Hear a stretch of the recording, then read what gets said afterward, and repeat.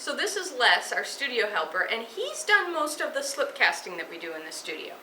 So working with molds, you can make molds using slip casting, or you can use molds using press molding. We will often do press molding in the studio, but slip casting is a technique you should know about as well. He's going to use liquid slip, and so liquid slip, as you know, is liquid clay. It's just clay plus water.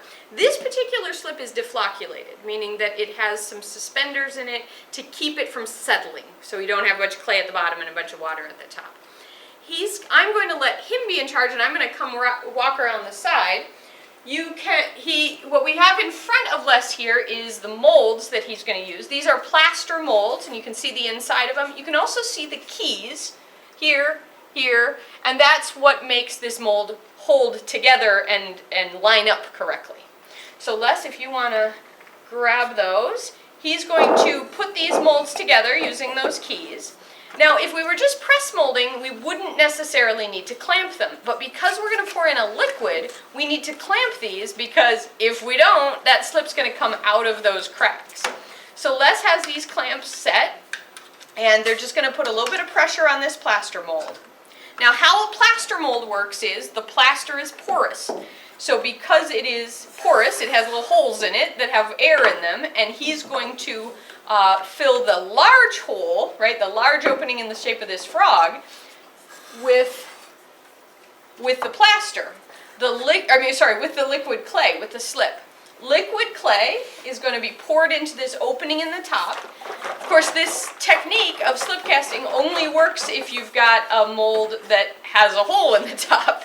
So some press molds don't have that space. This is a mold that was designed for slip casting. So he's going to fill this entire cavity, the entire space inside of there, that's the frog. He's going to fill it with this liquid clay. You can see how thin that liquid clay is. He's filled it all the way in. Now, what do we know about slip, liquid clay? If we take away, he's hitting this so that if there's any air pockets in there, any parts of the frog that didn't get coated, he's popping the air out of there. So what's going to happen though, this slip is a liquid clay. If we take the liquid out of the liquid clay, we end up with clay. So the porous plaster on the outside is soaking up or absorbing the moisture from the slip. You can see that the water, or the level of the slip has gone down at the top here, and that's because as that slip gets the water sucked out of it into the plaster, that slip dries up a little bit, gets smaller, it shrinks as it dries. What's happening is he's creating a film of clay all the way around the outside of that mold, and that film of clay on the outside of the mold is the shape of the inside of the mold. So it's the shape of this frog. Inside is the liquid. We're going to leave this, how long are we going to leave this for? Probably about 5 minutes on the frog. So we're going to leave this for about 5 minutes, and then he's going to pour out that extra slip. And I think we'll let that be with the magic of film to show that later.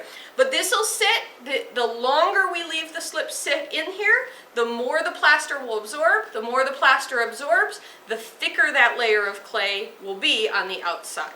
If we left it for a really, really long time, we could conceivably get all of that slip to turn hard, but then we would have a piece that would crack and would blow up, and we don't want to do that.